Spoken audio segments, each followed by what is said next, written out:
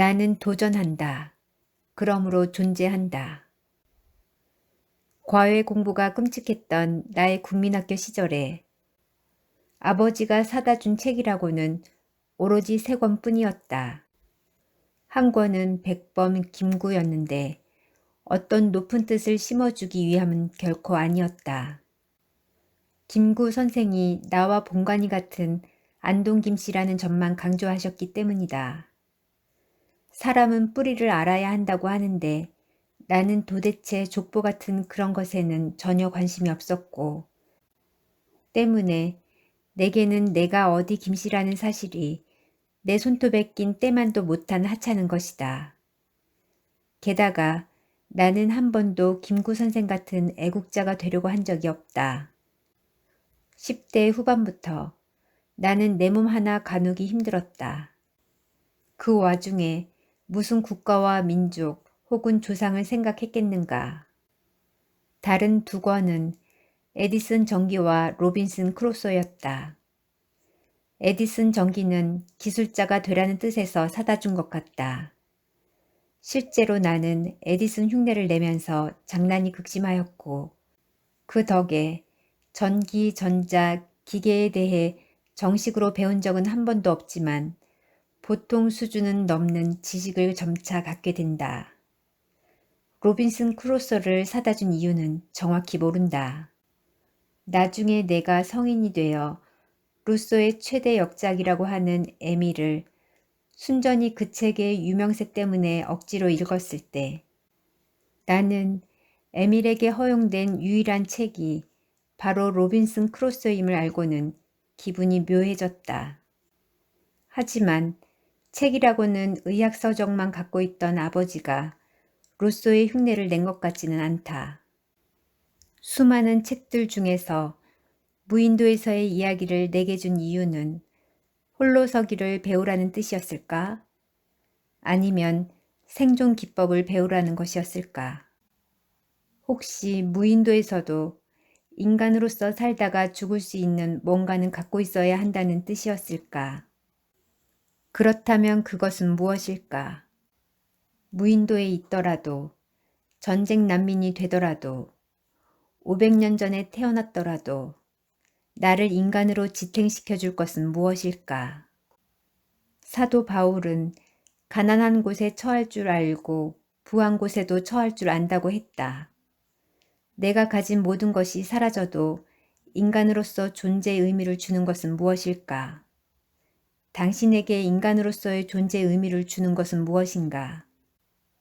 무인도에서 우리 육체를 위해서는 최소한 나무 토막을 비벼 불을 피우는 기술 정도는 갖고 있어야 한다.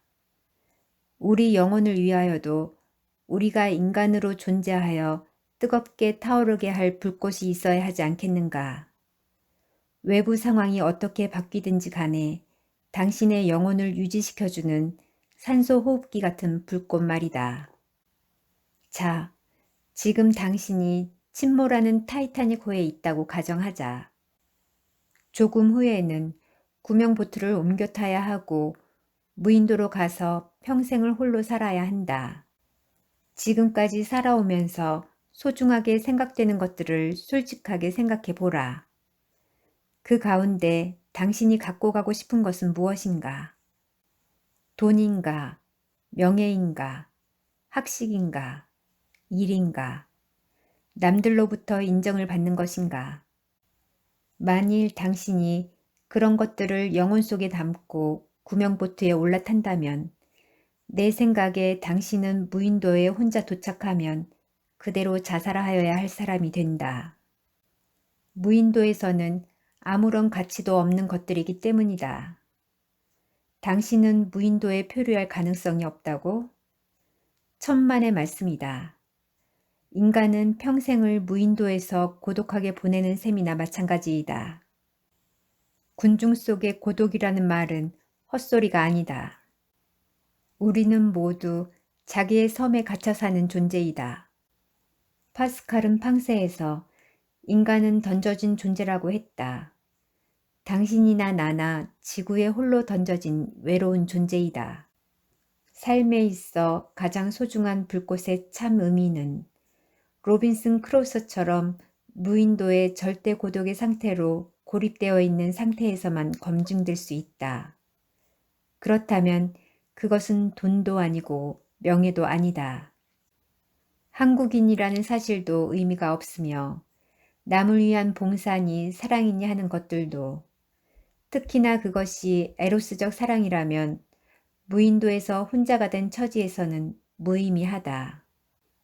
무슨 이데올로기를 신봉하건 고향이 어디건 어느 학교를 나왔건 나이가 몇 살이건 재산이 많건 적건 이력서가 아무리 화려하건 간에 다 하찮은 것들이다. 그런데도 그것들을 최고로 여기며 사는 사람들이 있다.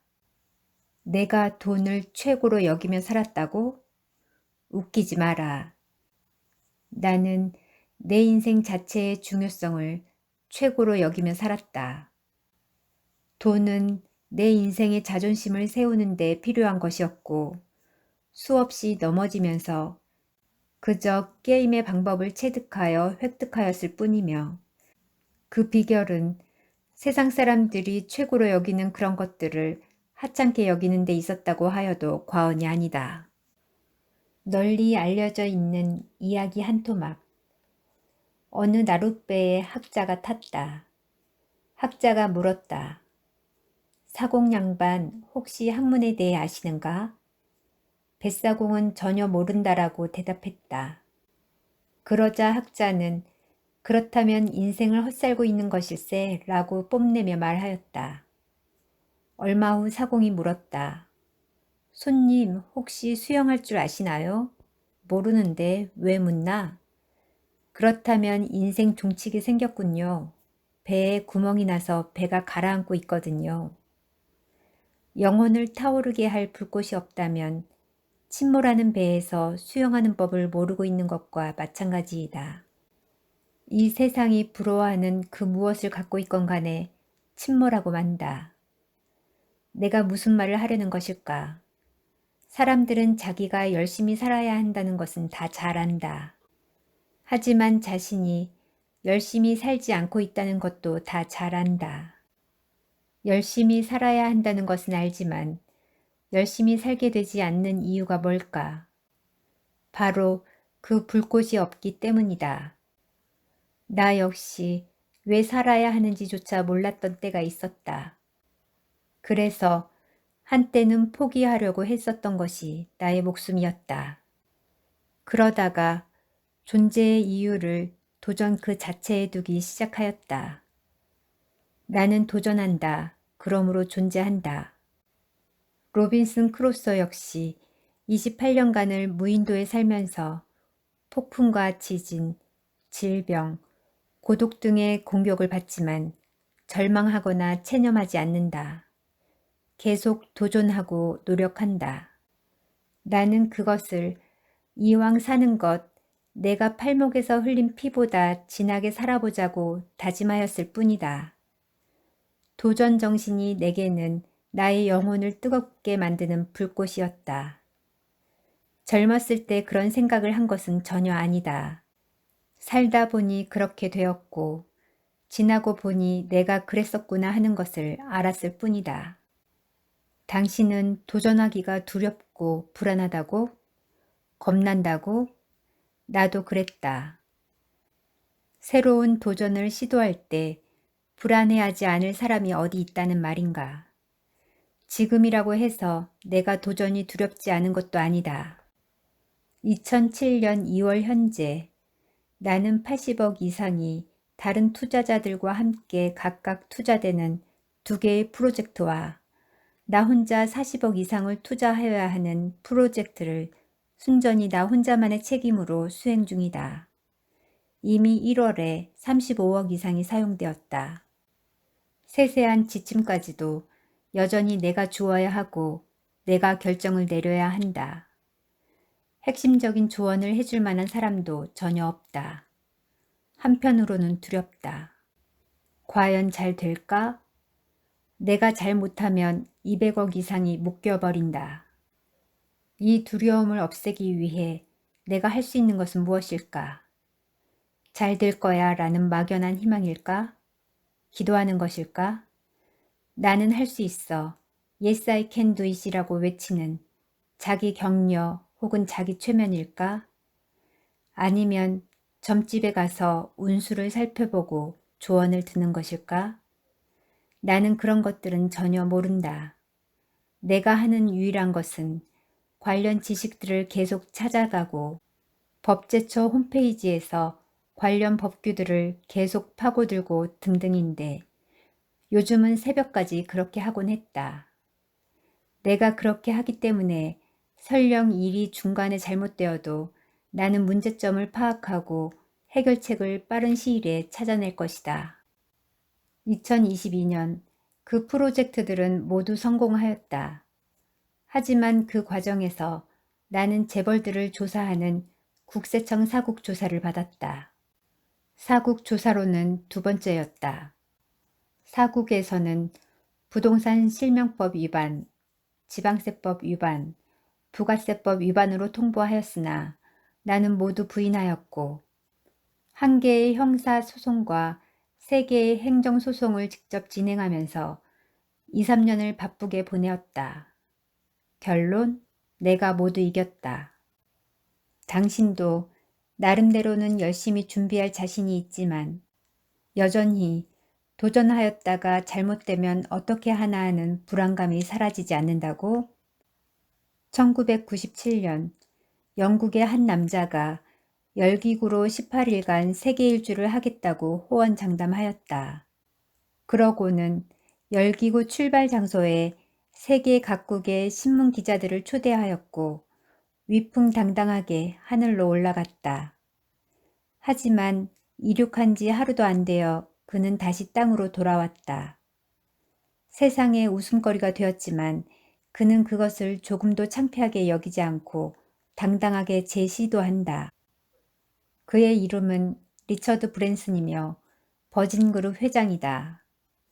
그가 재시도할 수 있었던 힘이 어디에 있었는지 생각해보라. 나의 도전 정신은 그 사람의 것에 비하면 정말 세 발의 피에 지나지 않는다. 그래도 당신은 여전히 두렵다고? 미식 축구 영화 리플레이스먼트에서 유명 선수들이 연봉 협상 문제로 인해 파업을 하는 바람에 졸지에 뛰게 된 삼류 대체 선수들에게 감독은 이렇게 말한다. 진정한 남자는 공포를 인정한다. 너희에게는 내일이 없다. 오직 현실이라는 냉혹한 기회만 있을 뿐이다. 그것이 무기다. 현실에 대한 당신의 불안감을 인정하고 몇 번을 넘어져도 좋다는 자세를 가져라. 말쑥한 무릎보다는 상처투성이에 꿰맨 자국도 몇 개 있는 무릎을 부러워하며 당신 앞에 던져진 현실의 삶에 도전하라. 그런 자세가 되어 있어야 비로소 세상 속에서의 삶을 이끌어 나갈 수 있다. 물론 도전하는 것 자체를 성격상 혹은 인생 철학상 등의 이유로 싫어하거나 피곤해하는 사람도 있을 수 있다. 도전도 아무나 하는 것은 아니니까 말이다. 그런 사람들에게 주는 조언이 있다. 도전하는 사람들에게 꼭 그렇게 살아야 돼? 라고 말하지는 말아라.